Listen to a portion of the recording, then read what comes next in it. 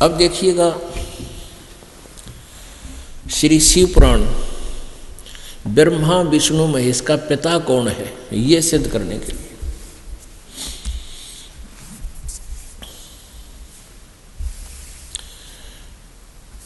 ये शिव पुराण है, गीता प्रेस गोरखपुर से प्रकाशित है।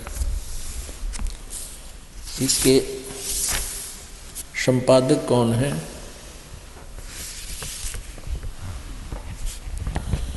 श्री हनुमान प्रसाद पोदार, और ये गीता प्रेस गोरखपुर से प्रकाशित है।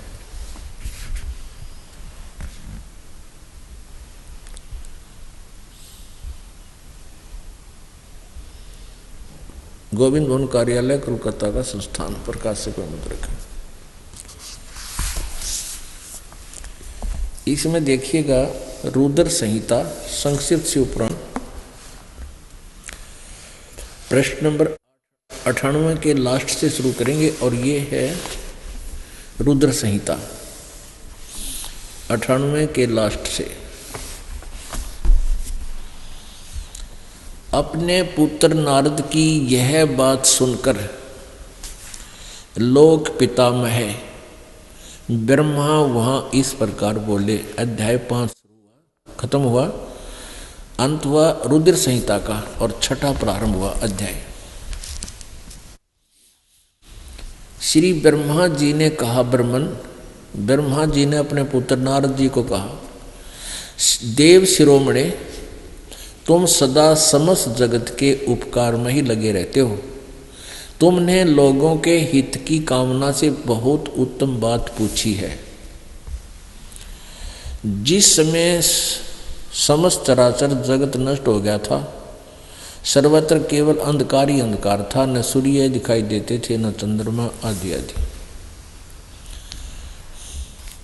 उस समय तत् सद ब्रह्म, अपने आत्मा ध्यान से देखना, कहते हैं सच्चाई चोर चोरावे तुमबड़ी गाड्डे पानी में, वह गाड्डे व ऊपर आवनो सच्चाई छनी ना। यहाँ क्या लिखा है कि उस समय ये तत्सद ब्रह्म, इस श्रुति में जो सत सुना जाता है एकमात्र वही शेष था। ये सत यानी तत्सद ब्रह्म, सद माने सत ब्रह्म, सत माने अविनाशी परमात्मा, उसमें केवल सत्पुरुष ही था, एकमात्र शेष था। अब ये मिलते बात तो शुरू करें वहां से, और आखिर में ये फेस हो जाते हैं। अब ये है 100 नंबर, 98 99 का हमने निष्कर्ष ले लिया। और जिस परब्रह्म के विषय में अब यहाँ परब्रह्म कह रहा है, ज्ञान और अज्ञान पूर्ण उक्तियों द्वारा इस प्रकार, जिस परब्रह्म के विषय में ज्ञान और अज्ञान यानी कुछ सच्ची कुछ झूठी, इस प्रकार विकल्प किए जाते हैं। ब्रह्मा जी को नॉलेज नहीं है, लेकिन हमने इन पुराणों को इसलिए सहयोग लेना पड़ रहा है क्योंकि हम इनको सच्ची मान रहे हैं, और इनमें भी बहुत कुछ मसाला हमें मिल रहा है। उसने कुछ काल के बाद द्वितीय की इच्छा प्रकट की, उसके भीतर एक से अनेक होने के संकल्प उदित हुआ। तब उस निराकार परमात्मा ने अपनी लीला शक्ति से अपने लिए मूर्ति की कल्पना की, आकार बनाया। जो मूर्ति रहित परम ब्रह्म है, परम ब्रह्म,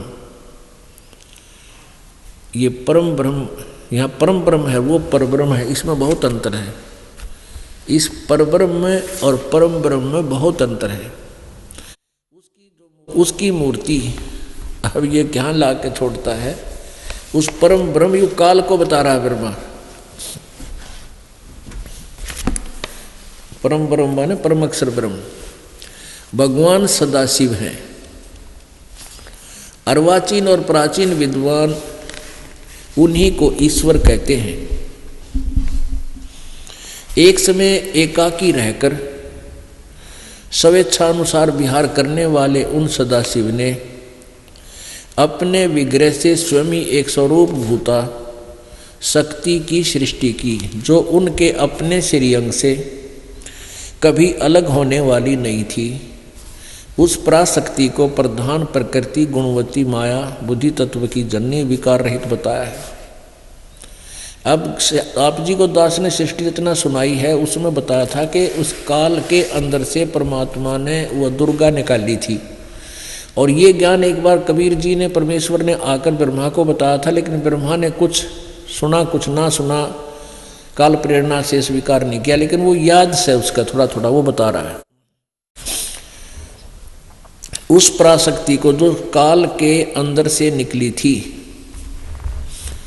उस समय एकाकी रहकर स्वेच्छा अनुसार विहार करने वाले उन सदाशिव ने अपने विग्रह मन शरीर से स्वयं ही एक स्वरूप भूता शक्ति की सृष्टि की, जबकि परमेश्वर कबीर जी ने इस काल के अंदर से दुर्गा को निकाला था, जो उसने खा ली थी, जो उनके अपने श्रीअंग से कभी अलग होने वाली नहीं थी। उस पराशक्ति को प्रधान प्रकृति गुणवती माया, दुर्गा को प्रधान भी कहते हैं, पराशक्ति भी कहते हैं, प्रकृति भी कहते हैं, और बुद्धि तत्व की जननी तथा विकार रहित बताया है।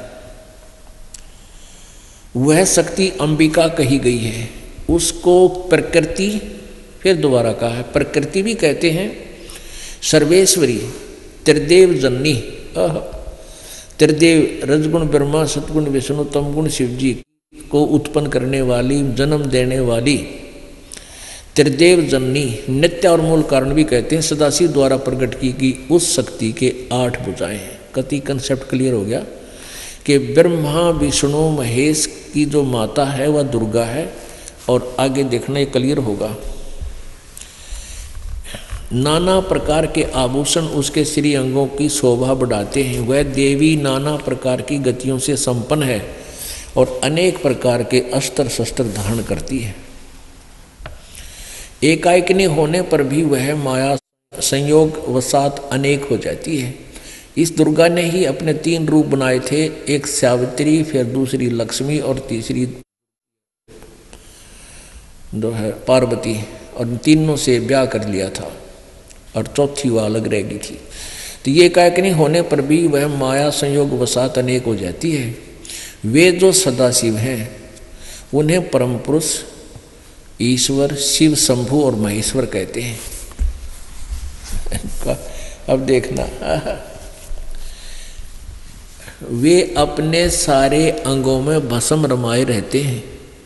उन काल रूपी ब्रह्म ने, ये सदाशिव कहो चाहे इन्हें काल रूपी ब्रह्म कहो, ज्योति निरंजन कहो, उस काल रूपी ब्रह्म ने एक ही समय शक्ति के साथ, नाथ नहीं है ये शब्द, साथ है, शिवलोक नामक अक्षेत्र का निर्माण किया था।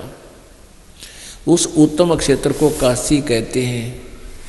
वह परम निर्वाण का या मोक्ष स्थान है जो सबसे ऊपर विराजमान है। वे प्रिया और प्रियतम शक्ति और शिव, वो पति पत्नी रूप में दुर्गा और ये काल सदाशिव या काल ब्रह्म रूपी ब्रह्म, इसको जो परमानंद स्वरूप है वह मनोरम अक्षेत्र, उस मनोरम क्षेत्र में नित्य निवास करते हैं। मुने शिव और शिवा ने प्रलय काल में भी कभी उस क्षेत्र को अपने सानिध्य से मुक्त नहीं किया था। इस काशीपुरी भी कहते हैं इसको। आगे देखो, देव से एक समय उस आनंद वन में रमण करते हुए शिवा और शिव के मन में यह इच्छा हुई कि किसी दूसरे पुरुष की सृष्टि करनी चाहिए, यानी कोई बच्चा उत्पन्न करना चाहिए, जिस पर यह सृष्टि संचालन का महान भार रखकर हम दोनों केवल काशी में रहकर इच्छा अनुसार विचरें और निर्वाण धारण करें। ऐसा निश्चय करके शक्ति सहित सर्वव्यापी परमेश्वर शिव ने अपने वाम भाग के 10वें अंग पर अमृत मल दिया, यानी पति पत्नी व्यवहार किया। फिर तो वहां से एक पुरुष प्रकट हुआ, यानी एक बेटा उत्पन्न हो गया। 102 पृष्ठ पे, गणा नहीं पढ़ा, हम इतना बताते हैं। शिव ने कहा वत्स, जो बच्चा उत्पन्न हुआ उसको कहा बेटा। काल ने कहा, काल ने, व्यापक होने के कारण तुम्हारा विष्णु नाम विख्यात हुआ। यानी सिद्ध हो गया कि विष्णु जी का पिता शिवयुग सदाशिव काल रूपी ब्रह्म, जैसा यहाँ देखिएगा ये 101 पृष्ठ पे है कि उस काल रूपी ब्रह्म ने, वे अपने सारे अंगों पर भस्म रमाए रहते हैं उन काल रूपी ब्रह्म ने। ये काल रूपी ब्रह्म है विष्णु जी का पिता और यह प्रकृति दुर्गा है इनकी माँ। ठीक हुआ। अब शिव ने उसका नाम धर दिया विष्णु। ये तो हो गया विष्णु उत्पन्न हुआ दुर्गा और काल से। अब यहाँ ये छठा अध्याय समाप्त हुआ। 7वें में ब्रह्मा जी कहते हैं देव से, तत्पश्चात कल्याणकारी परमेश्वर शाम सदाशिव ने पूर्वोत्प्रतन करके मुझे अपने दाहिने अंग से उत्पन्न किया। यानी जिस तरह विष्णु की उत्पत्ति हुई, फिर मेरी उत्पत्ति दुर्गा से हुई और उस काल के संयोग से मुने उन महेश्वर ने मुझे तुरंत ही अपनी माया से मोहित करके नारायण देव की नाभि में डाल दिया और लीला पूर्वक वहाँ से प्रकट किया। इस प्रकार उस कमल से पुत्र के रूप में मुझ हिरण्यगर्भ का जन्म हुआ। मैंने उस कमल के सिवा दूसरे किसी को अपने शरीर का जनक या पिता नहीं जाना। मैं कौन हूँ, कहाँ से आया हूँ, मेरा क्या कार्य है बता, मैं किसका पुत्र होकर उत्पन्न हुआ और किसने इस समय मेरा निर्माण किया है। अपने आत्माओं ये हो गया। अब देखिएगा अध्याय नंबर 9 में और प्रश्न नंबर 110 पे संक्षिप्त शिवपुराण रुद्र संहिता और ये लास्ट में इस प्रकार ब्रह्मा विष्णु और रुद्र इन 3 देवताओं में गुण हैं, परंतु शिव गुणातीत माने गए हैं। अब यहाँ 4 हो गए, ब्रह्मा विष्णु और रुद्र 3, और इनसे न्यारा जो है वो शिव, ये गुणातीत माने गए। इन तीनों में तो गुण है, रजगुण ब्रह्मा, सदगुण विष्णु, तमगुण शिव शंकर। और ये काल भी शिव रूप विष्णु रूप ब्रह्मा रूप धारण कर लेता है। तो शिव पुराण में जब जिसने शिव रूप में दर्शन करे उस व्यक्ति ने शिव पुराण की रचना की, तो इसको हीरो बना लिया शिव को, सदाशिव काल को। अब यहाँ ये अनुवाद करता, पीछे तो असमंजस में पड़ गया कि विष्णु शिव से शिव की उत्पत्ति कैसे लिखूं, लेकिन यहाँ नहीं छुप पाई इनसे, इन तीनों से अलग है। फिर यहाँ एक समस्या उत्पन्न हुई, कहने लगी तो रुद्र के बारे में कहा है, शंकर के बारे में नहीं। ये समस्या हल होगी, अभी दिखाते हैं 24, 25, 26 पे। एक बार ब्रह्मा और विष्णु की आपस में लड़ाई होगी, वो कह मैं तेरा बाप, वो कह मैं तेरा बाप, दोनों लड़ पड़े। ये देखिएगा विद्वेश्वर संहिता संक्षिप्त शिवपुराण, ये 24 पृष्ठ पे। और उसका जब ये दोनों का झगड़ा हो गया विष्णु और ब्रह्मा जी का, तो बीच में एक स्तंभ खड़ा कर दिया काल ने, तेजों में स्तंभ, पिलर, खंबा। तो ये दोनों की लड़ाई बंद होगी। फिर वो स्वयं आकर प्रकट हो गया। ये 25 पृष्ठ पे यहां से देखेंगे हम। ब्रह्मा और विष्णु ने पूछा, जब ये काल आकर खड़ा हो गया तो दोनों ने आपस में चर्चा की इस काल के साथ। ब्रह्मा और विष्णु ने पूछा, प्रभु सृष्टि आदि 5 कर्तों के लक्षण क्या है, यह हम दोनों को बताइए। तो भगवान शिव बोले, युग काल बोला। आगे ज़्यादा ना बताऊं, यहाँ लेते हैं। अब 26 पृष्ठ पर आ जाते हैं। पुत्रो, ये काल बोलता है, पुत्रो तुम दोनों ने तपस्या करके प्रसन्न हुए मुझ परमेश्वर से सृष्टि और सतिथि नामक 2 कृत प्राप्त किए।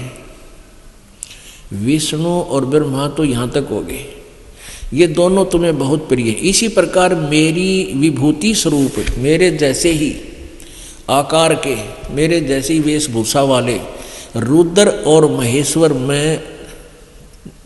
ने, ये मैं नहीं, या ने शब्द है, रुद्र और महेश्वर ने 2 अन्य उत्तम करते संहार और तिरोभाव मुझसे प्राप्त किए, परंतु अनुग्रह नामक कृत्य दूसरा कोई नहीं पा सकता। रुद्र और महेश्वर अपने कृत्यों कर्म को भूले नहीं, इसलिए मैंने इनके लिए उनके लिए अपनी समानता प्रदान की है। अब ये दो तो ब्रह्मा विष्णु महेश हो गए, और दो ये हो गए रुद्र और महेश, चार हो गए, और पांचवा ये बोल रहा है यो काल है। हमने यही सिद्ध करना था। यहां देखिए,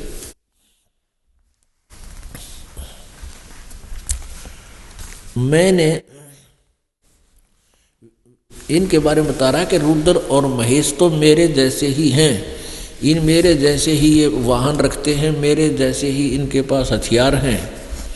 वे रूप वेशभूषा कृत्य वाहन और आसन और आयुध आदि में मेरे समान ही हैं। अब ये क्या बताता है, मैंने पूर्व काल में अपने स्वरूप भूत मंत्र का उपदेश किया है, जो ओंकार के रूप में प्रसिद्ध है।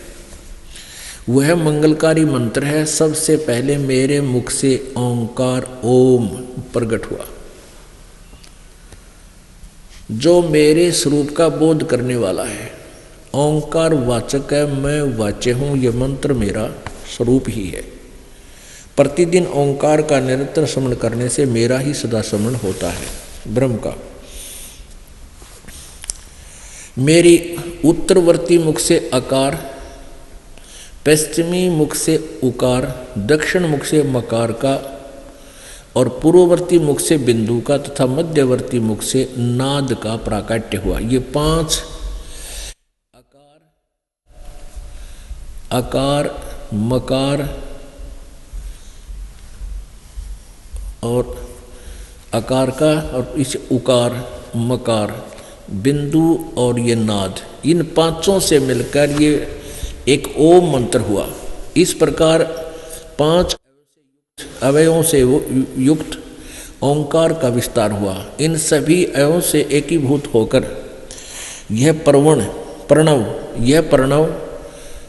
प्रणव ओम नाम एक अक्षर हो गया। अब पुण्यात्माओं, इससे फिर गीता जी का लिंक जुड़ेगा। 8वें अध्याय के 13वें श्लोक में कहा है, गीता ज्ञानदाता ने श्री कृष्ण में प्रवेश करके काल बोल रहा है कि ओम इति एकाक्षरम ब्रह्म व्यवहारन माम अनुसमरण यह प्रयाति तदन देहम सयाति परमाम गतिम। तो यहां भी ये कह रहा है कि ओम मेरा एक अक्षर ओम है। और इसने देख नीचे नाड़ी ने क्या लिख दिया कि वह आकार रहित अकार आदि मकर कर्म से और मकार आदि कर्म से प्रकाश में आया। ओम नमः शिवाय यह पंच अक्षर मंत्र है। इस ओम नमः शिवाय में ये अकार मकार ने होकर 5 से, और जबकि स्पष्ट कर रहा है कि इस प्रणव मंत्र में इस ओंकार में ही 5 हैं। ये उत्तरवर्ती मुख से अकार, दक्षिण मुख से पश्चिम मुख से उकार, दक्षिण से मकार और पूर्ववर्ती से बिंदु, मध्यवर्ती से नाद, ये 5, इन 5 अवयवों से युक्त ओंकार का विस्तार हुआ। इन सभी अवयवों से एकीभूत होकर यह प्रणव मंत्र ओम नामक एक अक्षर हो गया। और ये ओम नमः शिवाय इसने लिखा भी अलग भाषा में है, ये राइटिंग में। तो ये मूल संस्कृत में नहीं है, ये मन गढ़ंत है, लोक वेद है। अनुवादकर्ता ने हिंदी वाली में फंसा दिया, लेकिन संस्कृत मूल भाषा में ऐसा नहीं है ये मंत्र। तो अब हमने ये मंत्र मान लिया, ओम भी छोड़ दिया। ओम नमः शिवाय, क्यों ओम भी वहाँ आ गया, इसके नहीं सोच लिया हमने ओम नमः शिवाय, इसकी लाजी रटना। अब इससे ये सिद्ध हो गया कि ब्रह्मा विष्णु महेश जी के पूज्य पिताजी ये काल रूपी ब्रह्म है, जिसको सदाशिव भी कहते हैं। ये ब्रह्मा कुमारी पंथ पूर्ण रूप से इस काल रूपी ब्रह्म को इष्ट और सुप्रीम पावर मानकर आधारित है।